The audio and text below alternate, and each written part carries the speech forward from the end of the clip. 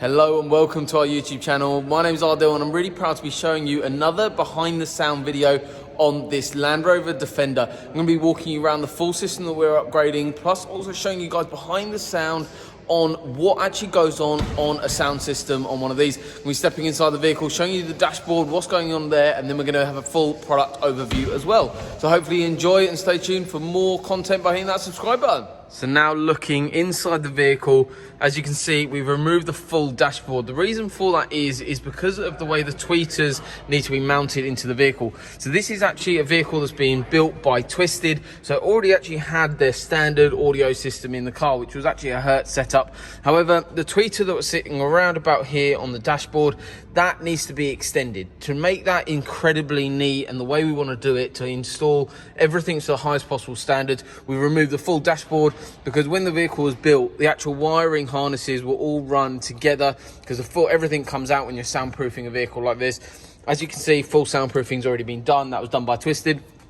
However, customers come into us for a better sound system in the vehicle. So we removed all the aftermarket equipment already that was already installed, and then replacing all of that. So all the wiring that was actually run was all loomed all together really neatly, all done very, very well. However, obviously we need to access all of that, replace all that wiring, get better cables in there, get better products in there, and that's exactly why we've removed the whole dashboard. Yes, it does take a little bit of time, but it's not actually that difficult to do on these Defenders.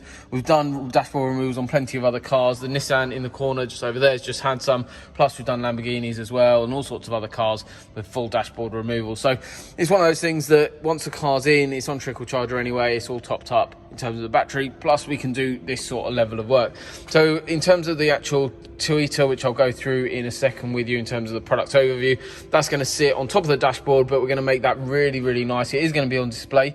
Then we're going to have a 3-inch mid-range which sits up here, and then we're replacing the 6.5-inch Hertz speaker that was already installed in the vehicle with the Audison Voce 6.5-inch driver, which is going to sit into here. The other thing we're doing is adding in a different amplifier. So we replaced the original amplifier that was in the car and gone for the Audison Forza 8.9. Sits really nicely in there.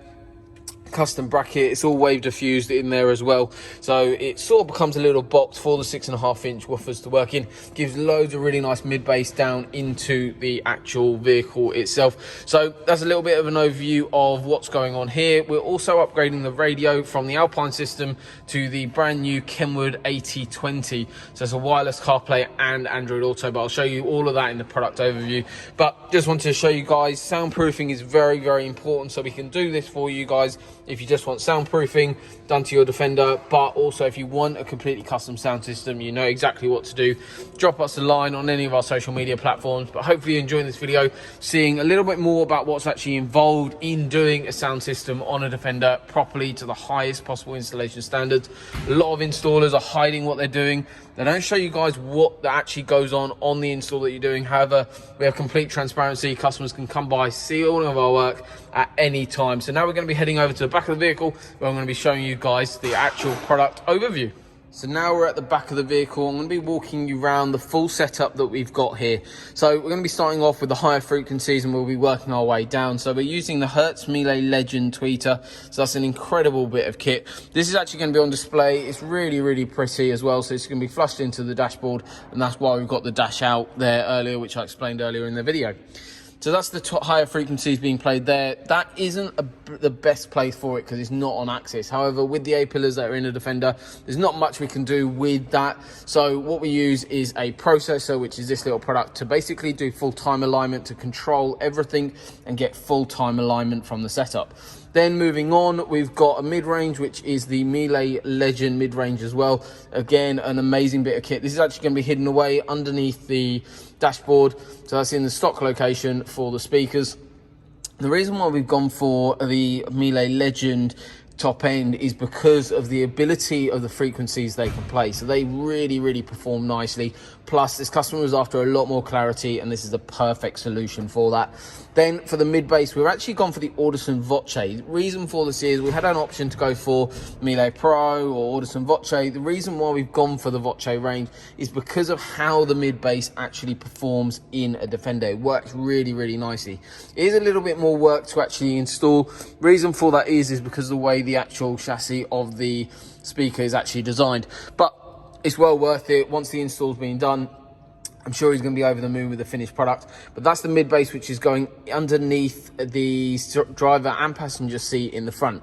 Just adds loads of little bit more mid bass into the vehicle up that front end, and it really builds a really nice sound stage as well. So that's basically the speaker layout configuration in the front of the vehicle. We have also already upgraded with the Audison Prima 5-inch coaxial speakers in the rear. They're actually going to be running off the head unit on this occasion. In terms of the functionality, and that's one key thing about any audio system as well, you want to be adding functionality. So if you've got a stock system, we can also do a full setup like this, but also if you want to add in that functionality, that's why we're changing the Alpine setup in here. That was limited to basically FM, and it was okay, but it wasn't what this customer is after. Then what we've upgraded that to is the DMX 8020. So all of our harnessing is all going to be really neatly run into that dashboard. That's why we've got the full dashboard removal to reinstall a new radio to the highest possible standards. So that's got wireless Apple CarPlay, wireless Android Auto, as well as the fact we've got DAB now as well. So loads of features packed into that Kenwood unit. Then in terms of the frequencies that we're going down, we need a sub. So we're using the Audison Prima Active 10-inch sub, a really, really nice bit of kit this. So what this is actually going to be done, so as you can see here, you've got the sub here on the box. You've got the amplifier input stage. So if you ever wanted to remove this from the actual vehicle once it's installed, we'll be doing a full overview, of course, once the install's finished, to show you guys what it actually looks like. So stay tuned for that one by hitting the subscribe button. As you can see here, you've got 3 connectors to disconnect. Power, which is on a really nice, easy, quick release connector. Then you've got the remote cable, and also the high level input or RCA input, depending on how the system is running. On this occasion, we're probably going to be running via the RCA input. On here, so you've got the sub here, and then you see here 1, 2, 3, 4 little holes. That basically allows us to put in little feet onto this sub, so it sits on the floor. It's a downward firing sub, so you can still put shopping, still put bits and pieces on top of that sub. So it's a really nice, compact, effective way of adding bass into a vehicle. This is just going to sit right in the corner, just behind the Sirius seats here. So a really nice setup here. It's going to sound absolutely amazing. Can't wait to get it all in. The guys are working on the car currently. So the soundproofing was already done, which obviously is a large time-saving exercise, and also some of the cables were on. However, we're replacing all of that, adding in a whole new range of products that's going to sound absolutely awesome. So I hope that you've enjoyed the video. You've seen a bit more about behind the scenes on what goes on a Land Rover Defender sound system. If you're new to our channel, haven't seen us before, hit that subscribe button below. Otherwise, we look forward to seeing you soon, and we're going to be doing a full video very soon on the finished install. So stay tuned for that one. Thank you very much for watching.